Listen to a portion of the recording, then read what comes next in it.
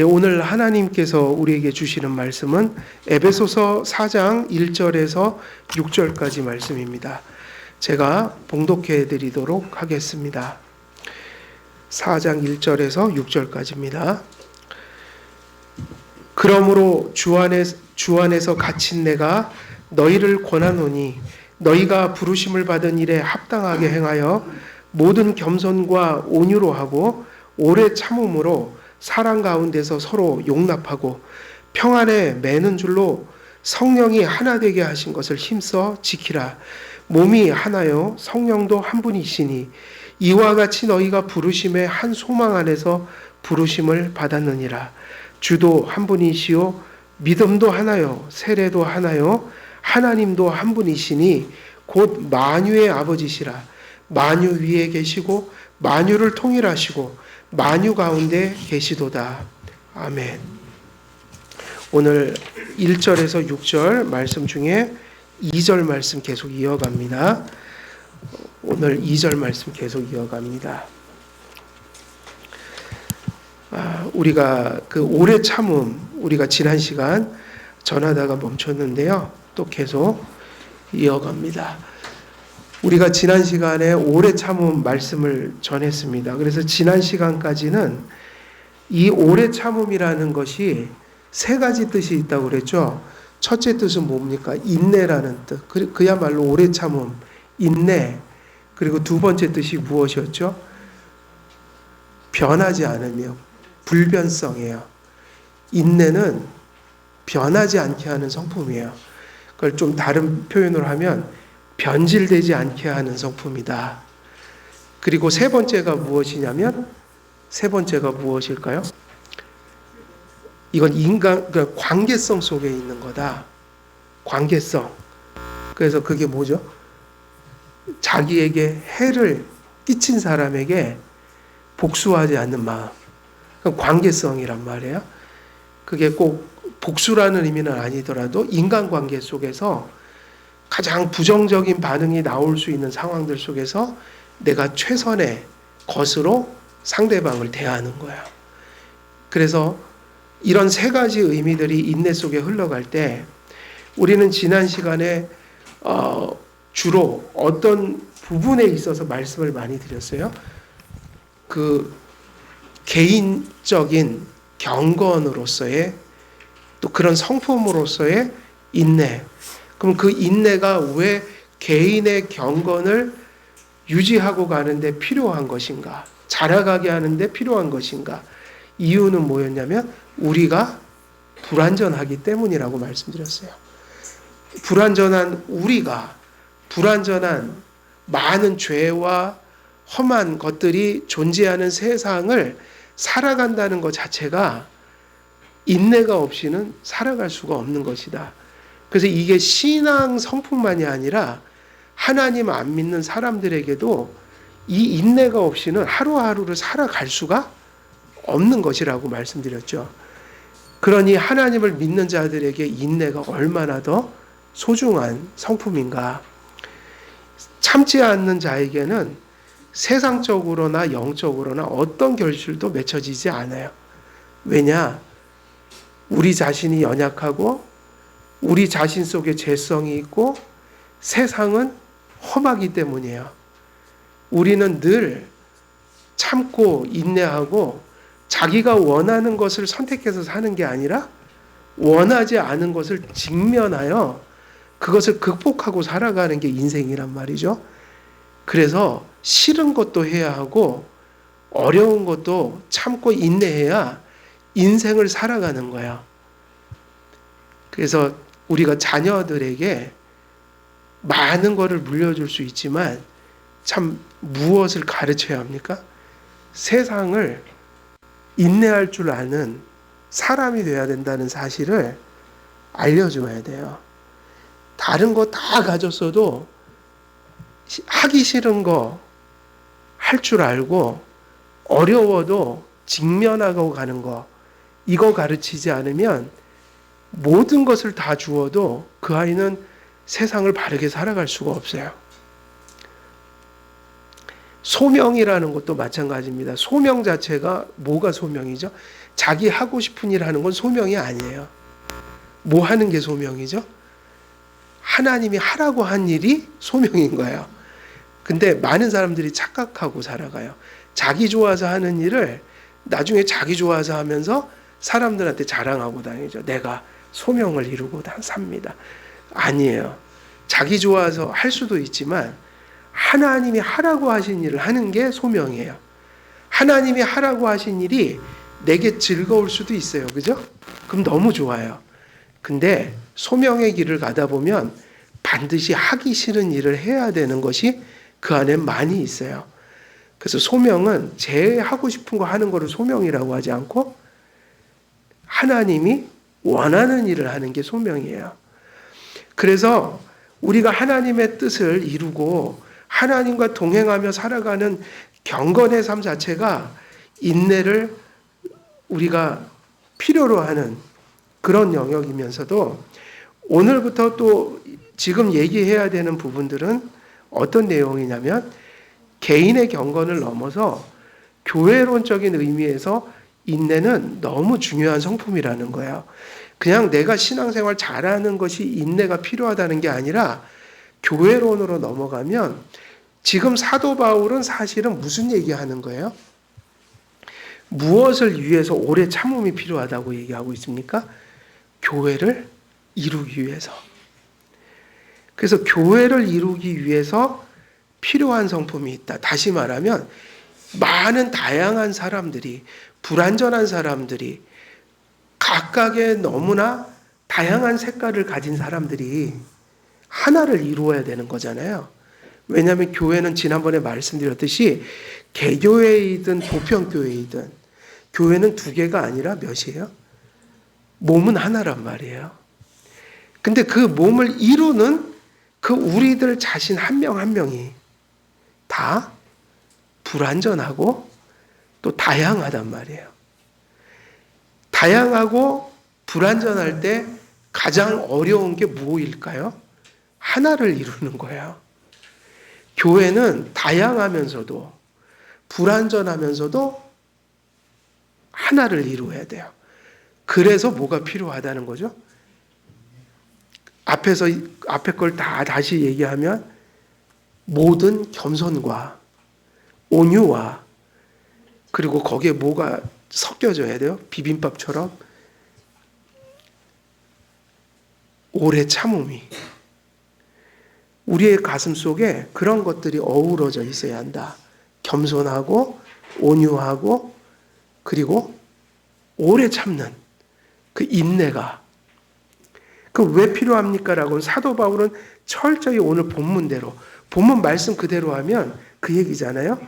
부인할 수 없게 교회가 하나 되기 위해서. 그래서 그 3절 보면 이렇게 돼 있단 말이에요. 평안에 매는 줄로 성령이 어떻게 하신 것을 힘써 지키라. 지금 그 얘기하려고 오래 참음 얘기를 한 거예요. 그러니까 우리는 보통 우리가 성화되고 신앙생활 잘해서 저는 인내의 은혜를 많이 받았어요. 이 얘기하고 있는 게 아니라 그 은혜를 왜 받아야 되냐면 각 개인이 성령이 하나 되게 하신 것을 힘써 지키기 위해서인 거예요. 매우 교회론적인 얘기를 하고 있죠. 그래서 교회는 말씀과 신앙 고백과 우리는 장로교회니까 장로교회 질서를 따라 그 구심점 속에서 다양함이 조화되어야 한다. 다양함은 있어야 돼요. 그죠? 사람은 똑같을 수 없어요. 제가 말씀드렸죠? 애기들도 막 돌아다니고 이게 정상이지 북한에서 매스게임 그 아리랑 공연하듯이 맞나요? 아리랑 공연 맞죠? 그게 북한에서 하는 매스게임이 아리랑이에요?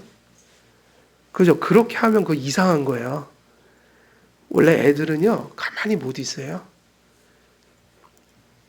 오늘은 나일이가 없나? 아유 그러니까 제가 지금 뭔가 섭섭하네요. 뭔가 막 앵앵거리고 해야지. 아이고 우리 언약의 자녀가 또 와 있구나 이러는데 중요한 겁니다. 다양할 수밖에 없는데 그 다양함이 뭐를 이루어야 되는 거죠? 조화. 마치 뭡니까? 모자이크가 하나의 그림을 표현하듯이 가까이 들여다보면 재미가 없어요. 그냥 점들이에요. 근데 멀리서 보면 그림이 돼요. 그러니까 그 얘기 뭐냐? 다양한 거 맞는데 또 우리가 불완전한 것도 맞지만 구심점이 분명해야 말씀, 신앙 고백, 질서라는 게 교회 존재해야 다양함이 복이 된다. 그래서 오래 참음이라는 지금 이 성품이야말로 교회를 하나 되게 하는 데 있어서 절실한 성품이다. 다시 말하면 교회는 참는 마음이 없이는 하나가 될 수가 없다는 거예요. 지금 계속 이어지는 이야기들은 우리들 안에 부정적인 것이 존재한다는 얘기니까 이게 좀 기분이 안 좋을 수도 있겠지만 오히려 반대예요. 성경이 이렇게 얘기했기 때문에 희망이 있는 거죠. 성령이 하나 되게 하신 것을 어떻게 하기 위해서 이 얘기를 하는 거예요. 힘써 지키기 위해서. 그래서 우리는 부정적인 얘기하는 게 아니라 우리 자체는 부족하고 불완전하지만 우리가 오래 참음을 얘기하는 거는 자꾸 우리가 불완전하기 때문에 그 얘기를 하는 게 아니라 오히려 그 얘기의 초점은 여기에 맞춰져 있는 거예요. 우리에게 주신 성령이 하나 되게 하신 그 좋은 것을 지키기 위해서, 매우 긍정적인 것을 지키기 위해서 그런 의미로 본문은 이어지고 있는 겁니다. 우리에게 주어진 본문은 한 성도 안에 믿음과 은혜로 주어진 오래 참음, 인내의 성품이 교회를 하나 되게 하는 중요한 역할을 한다고 강조하고 있어요. 바울은 겸손과 온유에 이어 오래 참음의 성품을 교회론적인 의미에서 에베소 성도들과 이 본문을 대하는 공교회의 모든 성도들에게 소개하고 있는 거죠. 오래 참음의 성품이 교회의 하나됨의 절실한 이유는 다른 성품들에 대해 교훈할 때와 마찬가지로 하나님께서 주신 그 하나됨, 성령께서 주신 하나됨, 그리고 각 개인 속에 주신 거듭남과 죄사함과 그리고 그들에게 베푸시는 성화의 은총들, 이 좋은 것들을 받은 존재이긴 하지만 그걸 지켜나가기에는 너무나 연약함을 가진 존재, 양면성을 다 생각해야죠. 그래서 세상에 완전한 사람이 하나도 없다는 것이 자명한 현실이기 때문에 모든 사람이 불완전하다면 교회 역시도 완전할 수는 없기 때문에, 그러나 하나님은 완전한 자들에게 은혜를 주시는 게 아니라 불완전한 자들에게 은혜를 주셨기 때문에 우리가 그것을 받은 자들로서 그것을 힘써 지키기 위해서 이러한 인내에 대한 성품을 하나님께 받아야 한다는 거, 이게 중요한 핵심인 거예요. 이런 다양성을 지닌 사람들이, 교회는 다양한 사람들이 모였다.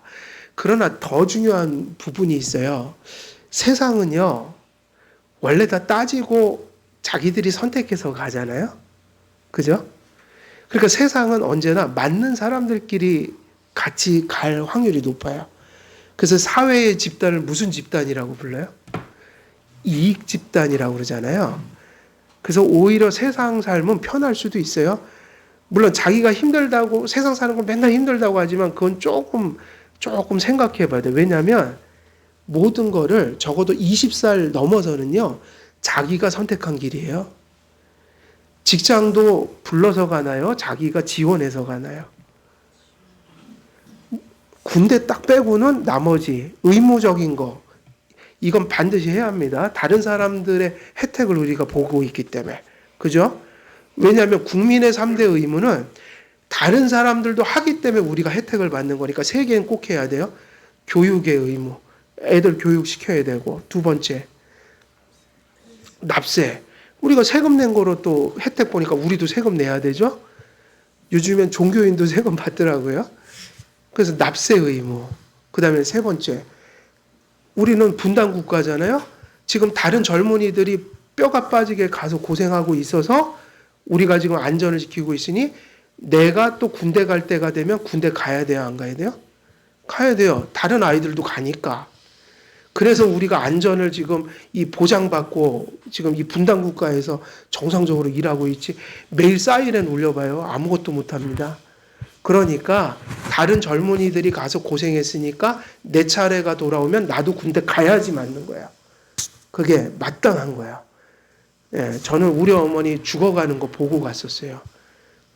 우리 어머니 죽어가는 거 이불 속에 그렇게 내일 모레 그때 하셨어요. 우리 어머니가 옛날에 군대 갈 때 92년도에 제가 얼마나 가슴 아프게요.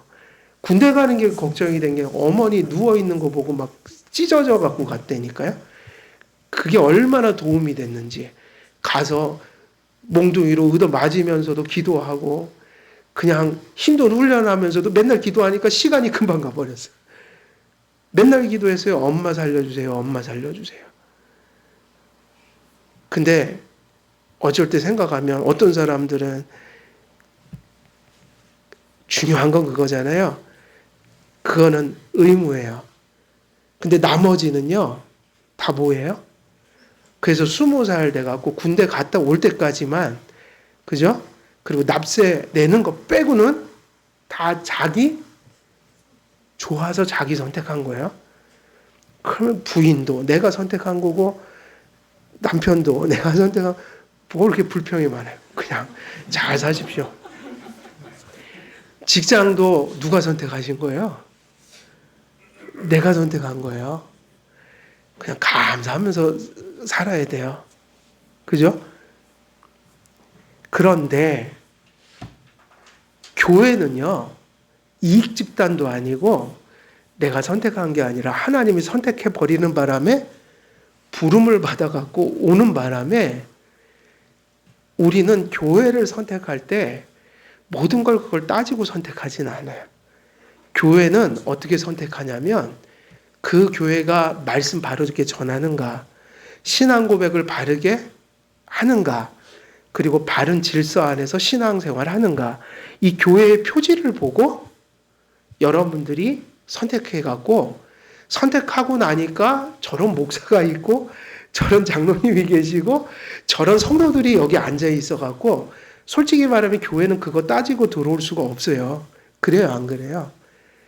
다른 데는 다 따지고 가잖아요. 그죠?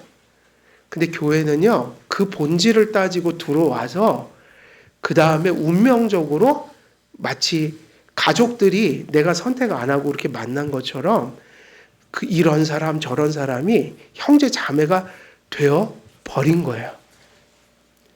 여기는 이익 집단이 아니라서 교회의 표지를 보고 온 거죠. 나하고 취미가 맞는 사람이 있는지, 뭐 나하고 문화가 맞는지, 이 교회 성격, 이 교회 성도님들은 성격이 내성적인지 외향적인 이런 걸 따져갖고 교회를 선택하는 사람은 없단 말이에요. 그러니까 나머지는 다 뭐예요? 다양성과 연약함을 이 교회에 등록을 하고 나서는 그냥 받아야 되는 거예요. 이해가 됩니까?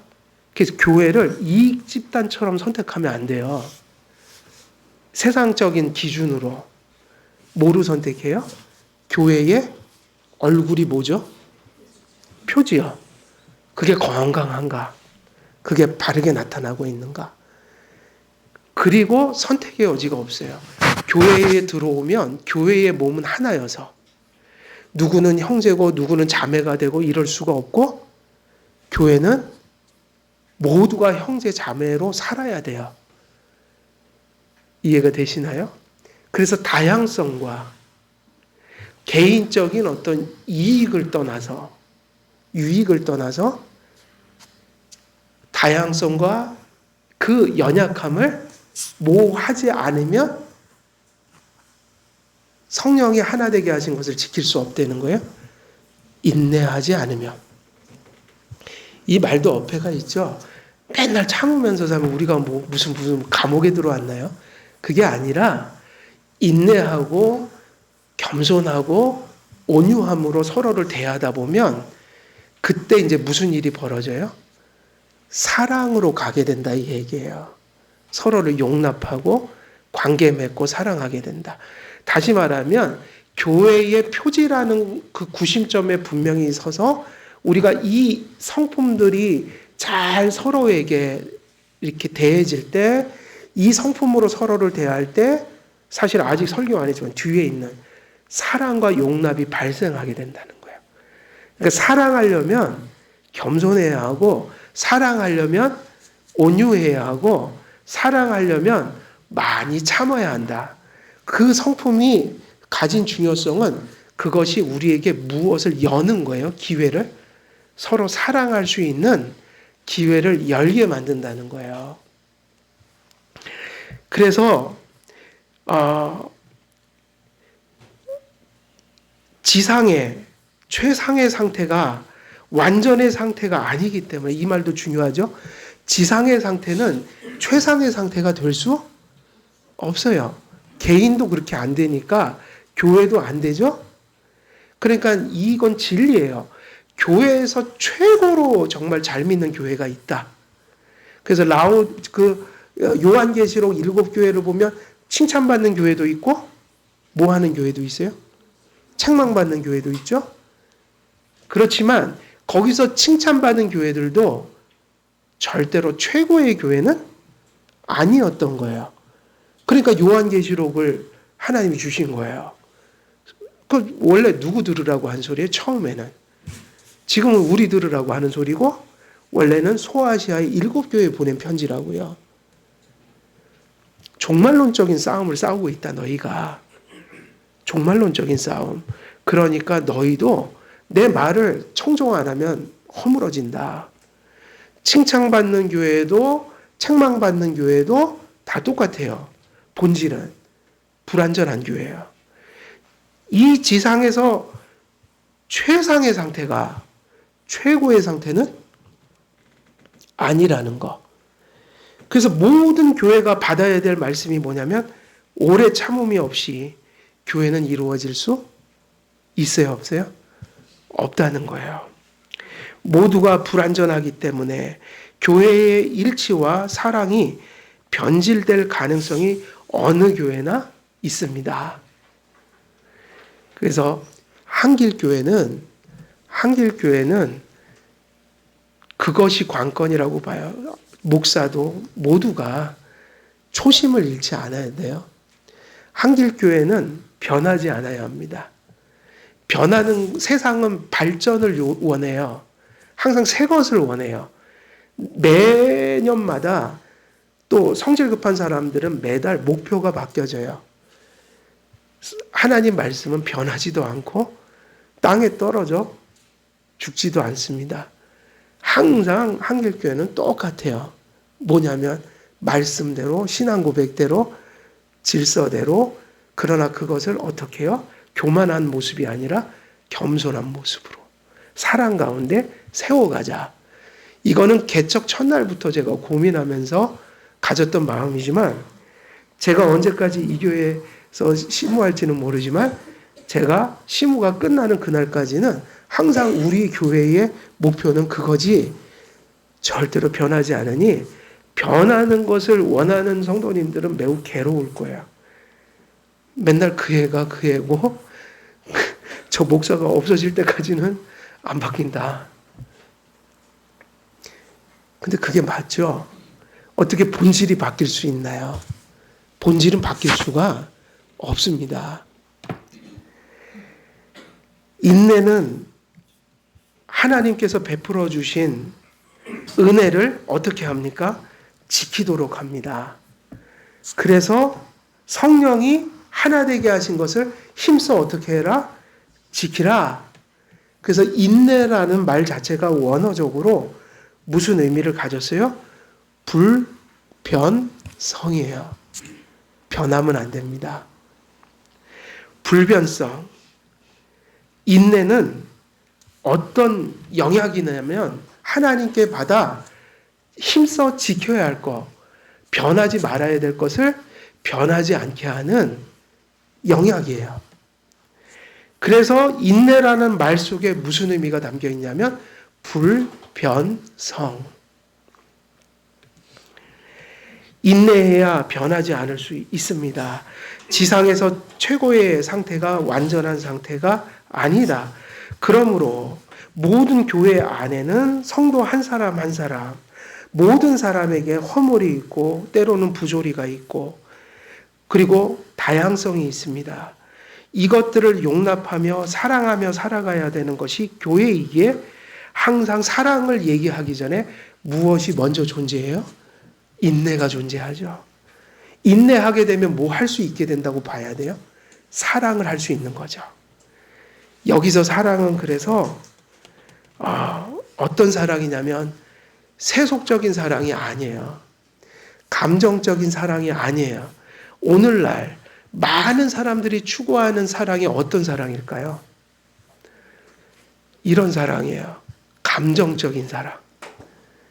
되게 자기애적인 사랑. 타인을 사랑해도 누구를 사실은 누구 중심적으로 타인에게 하는 거예요? 자기 중심적으로. 그래서 다른 사람에게 잘해도 자기애적인 그게 있다고요. 이건 오래 못 가요. 타인이 자기애적인 사랑으로 나에게 호의를 베푸는 걸 알면 그 사람은 금방 그것을 싫어하게 돼요. 그래갖고 우리가 자녀 잘못 키울 수 있다고요. 자녀를 사랑한다고는 다 하는데 실제로는 누구 사랑하는 거예요? 자기애. 자기 충족하려고 자식한테 대리 만족하려고. 이러면 그 자식에게 쏟은 사랑이 자식한테 쏟은 게 누구한테 쏟은 거예요? 내가 만족하려고. 우리 지금 우리 교회는요 지금 무시무시한 이제 고3 될 아이들이 2명이나 있어요. 우리 하은이네는 제가 모르고 우리는 내 새끼니까 제가 좀 편하게 얘기를 하는데 시험 보면 무슨 일이 있을지 모르잖아요. 붙을 수도 있고 떨어질 수도 있고. 그거 지금 너 걱정하지 마. 그냥 열심히만 하고 딱 하나님 뜻으로 다 받아들여라. 왜냐? 그것 때문에 실망하면 안 돼요. 절망하면 안 돼요. 혹여 모르잖아요. 또 우리 교회도 그런 일이 있을지도. 그때 정말 이 교회가 건강한 교회라면 저 아이들이 절망 안 해야지 건강한 교회예요. 그동안에 제가 말씀 전한 게 제대로 마음속에 들어갔다면 그까짓 거 학교 한번 떨어졌다고 인생 포기하고 뭐 누구 부끄러워하고 교회도 쟤 떨어졌어 이런 시각을 보고 이러면 이 교회 수준이 정말 아닌 거야. 정말 그거 떨어져도 그거 아무것도 아닌 거야죠. 심지어는 그게 하나님 뜻이어서 그렇게 될 수도 있는 거예요. 믿음으로 섭리의 의식으로 받아들이고 다음번에 또 도전을 하든지 아니면 다른 길을 가든지. 왜냐면 뭐 공부만 길입니까? 요즘에 공부 안 하는 사람 더 잘 살아요 보니까. 근데 왜 그렇게 우리는 1등 잘해야 돼 집착하는지 아세요? 누구한테 얼마나 좀 이때니까요. 그런 게. 그러면 안 돼요. 여러분, 누구 중심적인 사랑을 해야 돼요? 누굴 사랑하더라도 자기애적인 사랑으로 하지 마시고 정말 이타적인 사랑을 해야 돼요. 그 사람 위해서. 그거는 어려워요. 왜 그런지 아세요? 자기애가 빠져버리면 정말 그 사람 위해서 뭔가를 해야 되는데 그거는 감정적인 사랑이 아니에요. 되게 의지적인 사랑이에요. 여러분, 감정적인 사랑은요, 어떤 사랑이냐면 증발해버리는 사랑이에요. 하나님 사랑도 마찬가지예요. 전인격으로 사랑해야지 북치고 장구 쳐갖고 그냥 정서를 막 북돋아갖고 뭐 손 드세요 하면 손 들고 막 눈물 이런 거 이거 금방 증발해버립니다. 그거 안 해도 돼요. 이게 진심이어야지. 전인격적이어야지. 그래서 하나님 막 가슴을 심금을 울리는 멜로디 그 신디사이저 북소리가 딱 끝나면은 감정이 쭉 쳐져갖고 그런 사랑이 아니라 내가 가장 힘들 때 가장 안 될 때도 하나님 내가 믿고 그분의 사랑을 인정하기 때문에 가장 힘들 때, 내 감정이 가장 아닐 때도 하나님께 예배드려야지, 하나님 뜻대로 살아야지, 내 마음이 가장 아닐 때 의지적으로 그래도 이게 맞으니까 가야지 하는 사랑이 그 진짜 사랑이라고요. 그게 시편에서 말씀하시는 그 사랑이에요.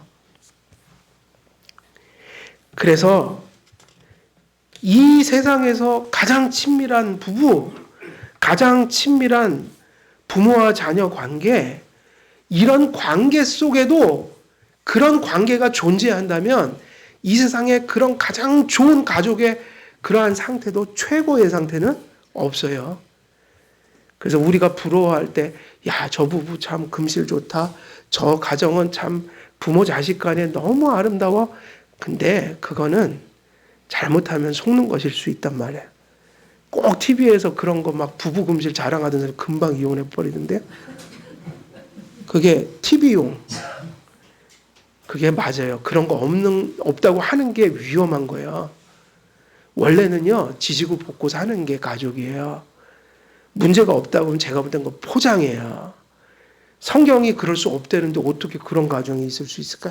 다시 말하면 그렇게 보이는 건 최소한 둘 중에 하나인데, 무지무지 누군가가 희생하고 참고 있거나 그동안에 그것이 축적돼서 나온 열매이거나, 그래, 우리 가족은 이렇게 서로가 인내해주고 배려해주고 그래서 나 너무 고마워. 그래갖고 그게 무르익어서 산전수전 겪어서 나오는 화목함이 있죠. 이건 진짜야. 그러거나 아니면 둘째는 위장용이에요. 다 연극이라 이거죠.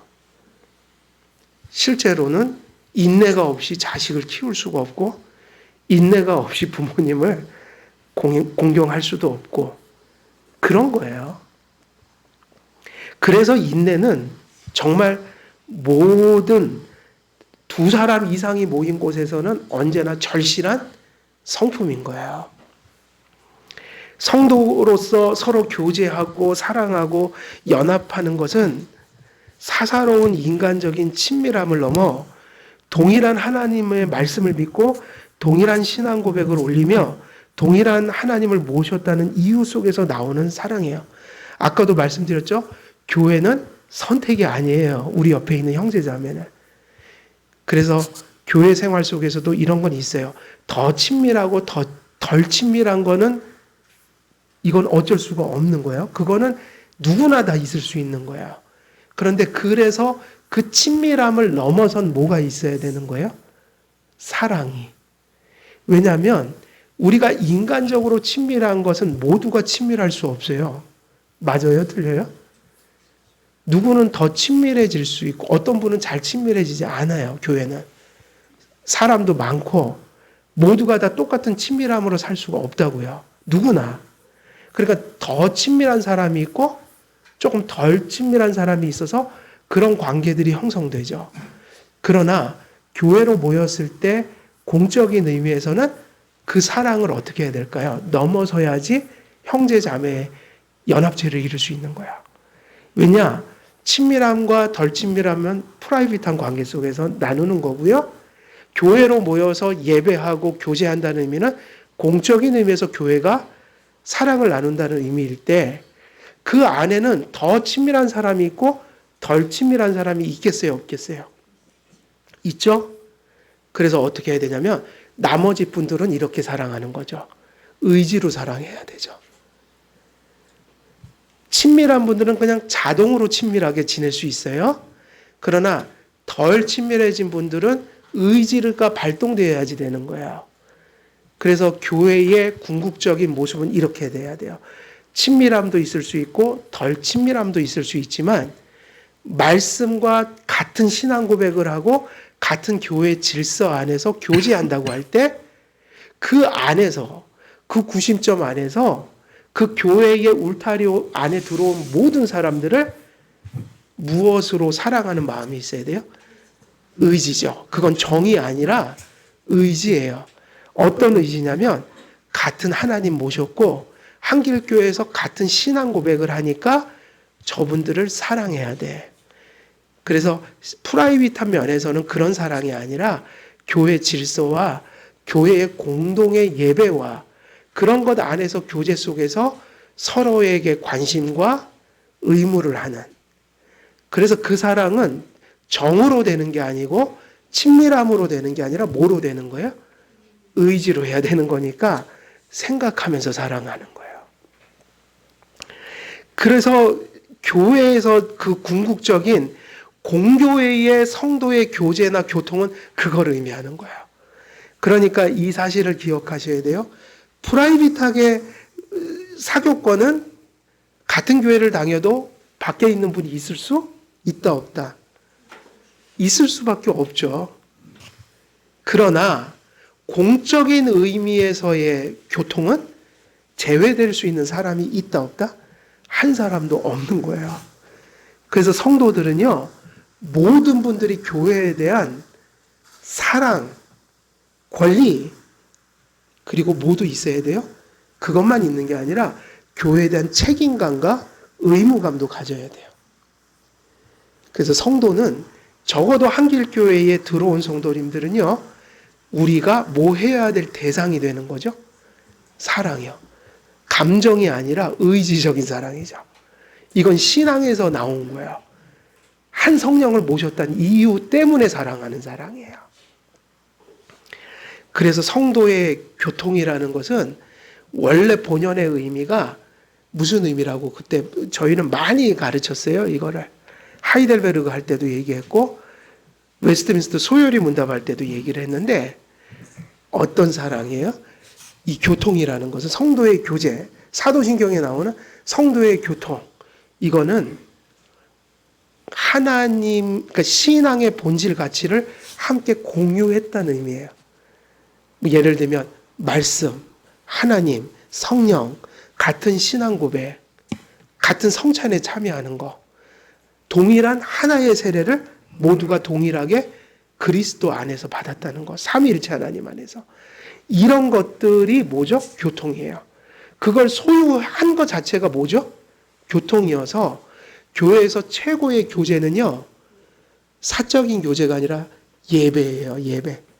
가장 갖추어진 모습의 교통.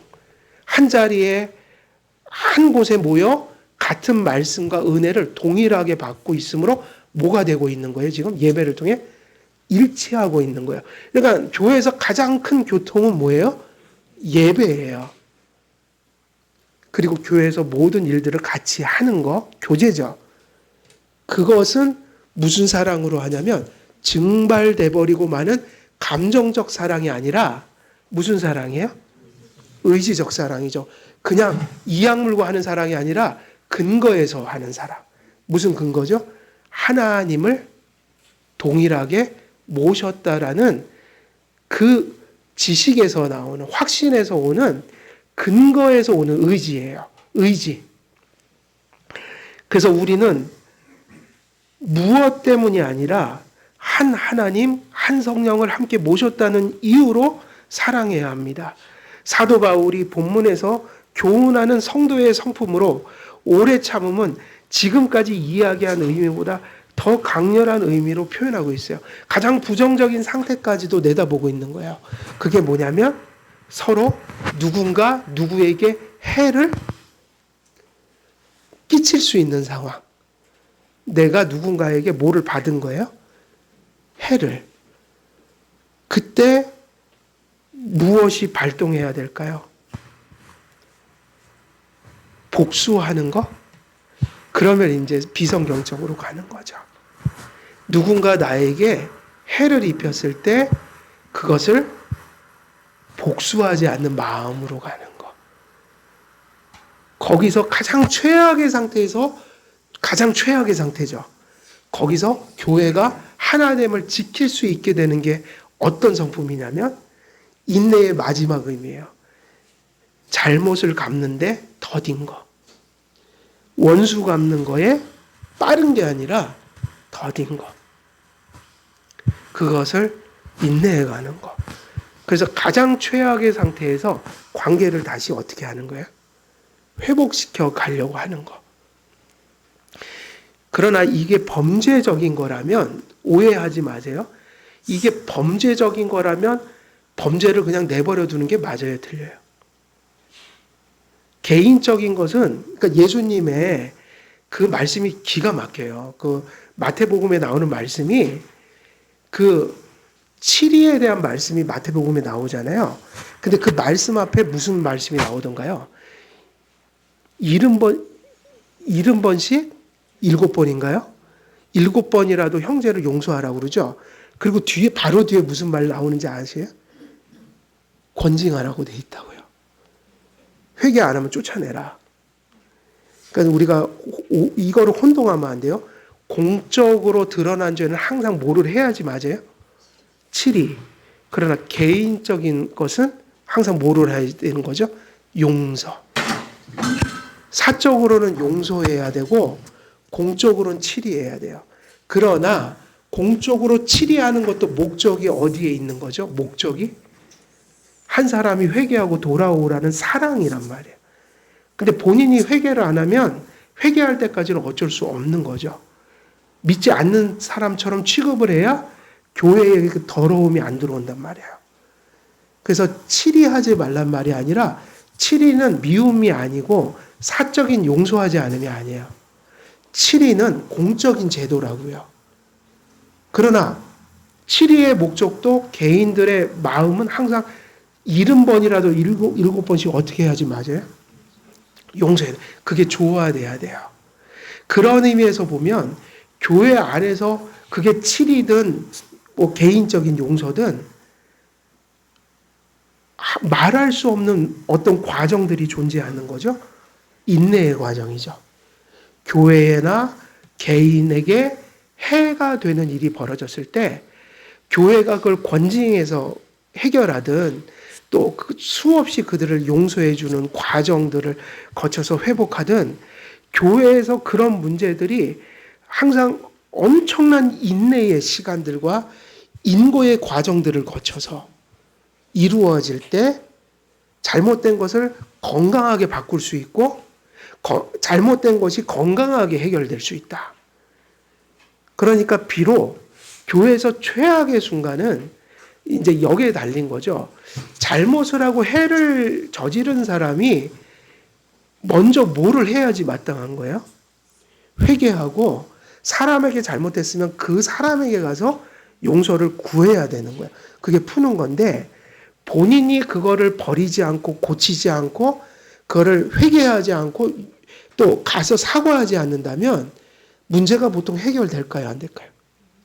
안 된다고요. 그래서 여기서는 이렇게 얘기했다고요. 모든 게 다 패스가 아니에요. 잘못을 갚는데 더디다는 얘기예요. 인내. 그래서 잘못은 내버려 두면 안 되고 해결해 가야 돼요. 해결해야 된다고요. 잘못도 그냥 좋은 게 좋지 하고 넘어가는 게 교회에서 가장 안 좋은 거예요. 뭐가 가장 안 좋다고요? 좋은 게 좋지, 그건 사랑이 아니에요. 항상 잘못한 사람은 잘못했다고 인정해야 되는 거예요. 교회는 그것을 촉구해야 되는 거예요. 그리고 용서해야 되는 거예요. 그리고 회개해야 되는 거예요. 그러나 그것을 두 가지로 할 수 있어요. 감정적으로, 그야말로 그 복수심으로, 그죠? 억하심정으로. 이렇게 가면 안 고쳐져요. 회복이 안 돼요. 관계는 깨져요. 그러나 회개시키고 용서하고 다시 이것을 아물게 만드는 길은 그게 권징이든 용서이든 항상 인내, 인고의 시간들을 과정을 거쳐서 어떤 결론에 이르는 성숙함. 그게 진짜 교회를 고치는 것이다. 교회의 관계를 회복시키는 것이다. 교회의 가장 큰 폐해는 뭐죠? 좋은 게 좋다고 다 넘어가는 거 하나. 아니면 두 번째, 죽이려고 권징하거나 개인적으로 그 사람을 그런 감정적인 것으로 정죄하고 몰아가고 이런 모습 있죠. 그거는 교회를 다시는 관계를 회복할 수 없게끔 만드는 거예요. 그래서 교회에서 범죄가 일어날 수도 있고요. 때로는 옥신각신 다툴 때도 가끔은 있게 돼요. 교회는. 근데 그것이 일어났을 때 어떻게 해결해 갈 것이냐. 다 모든 그런 상황 속에서는 서로가 사실은 상처 입는 거야. 상처를 입는다고요. 상처를 입을 때 그 상처가 관계의 단절이 아니라 회복으로 가야 되잖아요. 그럼 이렇게 해야 되죠. 잘못이 잘못으로 인정돼야 된다. 그러면 해를 가한 사람은 용서하되 절차를 통해서 용서해야죠. 개인적으로 혹은 교회 앞에 나와서 뭐를 회개해야 돼요? 내가 개인과 교회에 이런 범죄를 저질렀습니다. 그럼 교회는요, 그가 회개하고 용서하는 건 사람에게 한 게 아니잖아요. 누구에게 한 거예요? 그러면 100% 이전보다 더 큰 사랑으로 품어줘야 돼요. 그러면 거기서 뭐가 돼요? 이제 상처가 아물고 관계가 화목됩니다. 근데 이것이 아니라 대충 넘어가거나 억하심종으로 정죄하고, 이건 둘 다 교회를 병들게 만드는 거예요. 그러니까 어떻게 해결하든 뭐가 깔려 있어야 되는 거죠. 심성 속에, 성도들의 심성 속에 잘못을 갚는데 더디다는 건 뭐냐면 직무유기한다는 게 아니라, 죄를 허용한다는 게 아니라 그 사람이 회개하고 돌아오고 용서받기를, 또 우리가 용서하기를 마음에 간절히 바라면서 인내해주는 과정, 이게 필요한 거예요. 그러면 교회는 관계도 범죄도 깨끗하게 아물 수가 있어요. 그래서 마태복음 5장 10절에서 12절을 보면 이와 같은 인내가 교회를 이렇게 세워가고 개인의 경건을 지켜갈 수 있도록 도와주기 때문에 의를 위하여 핍박을 받는 자는 복이 있나니 천국이 그들의 것임이라. 나로 말미암아 너희를 욕하고 박해하고 거짓으로 너희를 거슬러 모든 악한 말을 할 때에는 너희에게 복이 있나니 기뻐하고 즐거워하라. 하늘에서 너희의 상이 큼이라. 너희 전에 있던 선지자들도 이같이 박해하였느니라 그랬거든요. 여기서 보면 산상수훈이 이런 구조를 가지고 있어요. 그러니까 비유적으로 가르치는 건데, 산상수훈 하면 팔복산에서 예수님이 이렇게 설교하신 거잖아요. 8가지 성도들의 상태와 복을. 그러면은 그게 큰 산은 아니었대요. 언덕 같은 데인데 우린 산으로 부르죠. 그래서 신학자들이 산상수훈을 산으로 비유해요. 산에 이렇게 들어가는 거예요. 은혜의 산으로. 거긴 복이 가득 찬 곳이에요. 근데 그 산을 오르는데 입구가 뭐냐면, 그 산으로 진입하는 출발점이요 입구가 뭐냐면 가난한 심령이에요. 자기의 영적인 부족함을 알고 살아가는 거. 그래서 구원은 거기서부터 시작이 되는데, 그 산 정상이 있죠. 그 산으로 올라가서 가장 그 절정, 그 복의 절정, 구원받은 자의 심성의 절정이 뭐냐면, 그게 바로 5장 10절에서 12절에 얘기하고 있는 의를 위해서 뭐를 받는 거예요? 핍박을 받을 때. 근데 여기서 강조하는 심성이 뭐죠? 인내인 거예요. 그래서 하나님을 위해서, 신앙을 위해서 핍박을 받는 거, 다시 말하면 무엇인가를 주님 때문에 참는 거예요. 인내하는 거예요. 이게 팔복산에서 어디에 존재하는 거예요? 꼭대기, 절정. 그래서 이렇게 결론을 내릴 수 있어요. 우리가 신앙생활하면서 내가 내 안에 있는 나의 어둠과 밖에서 밀려오는 환경과, 그리고 우리가 성도로서 하나 되기 위해서 인내해야 되는 그런 상황들 속에서 내가 인내하고 있는 나의 모습을 보잖아요. 야, 그러면 내가 엄청난 은혜를 지금 받고 있구나. 가장 성숙한 은혜가 뭐 하는 성품에서 나오는 거예요? 인내죠, 인내. 인내는 신앙 성품이 무르익었다는 가장 큰 증거인 거야. 다시 말하면 그것은 절대로 인간적인 것으로 신앙의 인내를 이룰 수가 없는 거예요. 그래서 의를 위해서 핍박을 받는다. 내가 주님을 위해서 무언가를 참고 있다라는 것은 내가 지금 어디쯤 와 있는 거예요? 하나님께서 약속하신 팔복산에 가장 중요한 성품이 내 심령 속에도 지금 이렇게 들어와 있다는 거예요. 그거는 내가 신앙 좋다고 자랑하라는 의미가 아니라 이런 의식을 가지라는 거예요. 성령님이 이 부족한 나를 붙들어주고 계시구나. 가장 중요한 순간에 하나님이 내게 가장 큰 복을 내리고 계시구나. 어떤 모습을 보면서요? 내가 무언가 주님을 위해서 참고 있는 것을 발견하면서. 그러므로 이제 온유로부터 처음에 뭐였죠? 겸손과 온유와 이 오래 참음, 이것이 이제 뭐 끝에 건 시간 없으니 여기서 마쳐야겠지만 그 마지막에 이제 맺혀지는 결실이 뭐냐면 사랑과 용납이 그 세 가지 속에서 나온다는 거예요. 그러면 우리가 오래 참음까지 가면 그때부터는 의지적으로 누구를 뭐 할 수 있는 상태인 거예요? 사랑할 수 있는 상태예요. 그래서 결국은 사랑이 나타나서 서로를 어떻게 하게 된다? 2절 끝에는 뭐라고 그랬어요? 사랑 가운데서 서로 용납하고. 용납의 의미는 인내하고 같은 말이에요. 인내.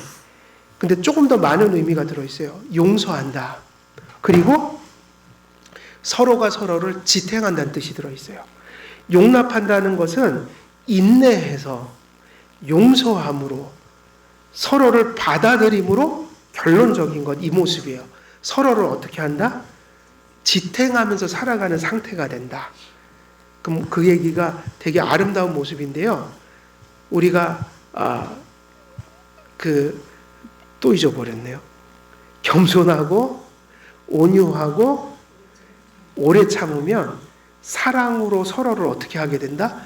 용납하게 됐을 때 모습이 그때 비로소 이제 교회는 어떻게 가냐면 서로가 서로를 의지함으로 다양성들이 서로를 채워주면서 조화를 이루면서 성도 한 명 한 명이 서로를 지탱하면서 그렇게 가는 모습이 되어지는, 이게 이제 힘써 하나 되게 하신 것을 지키라. 이 말씀의 열매인 거죠. 이것이 결론입니다. 그래서 2절 말씀 통해서 여러 이야기를 했지만 오늘 이제 요약을 하면 성령님께서 주시는 우리 주 그리스도께서 우리를 칭의하시고 또 우리를 거듭나게 하시고 성화시킴으로 인해서 우리에게 임하는 그 거듭난 자의 성품, 그게 몇 가지예요? 모든 겸손과 온유와 오래 참음, 그리고 사랑 안에서 용납하는 것.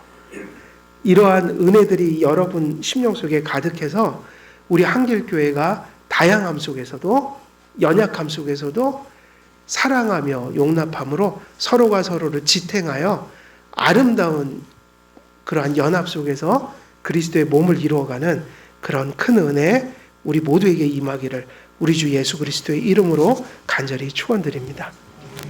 기도하겠습니다.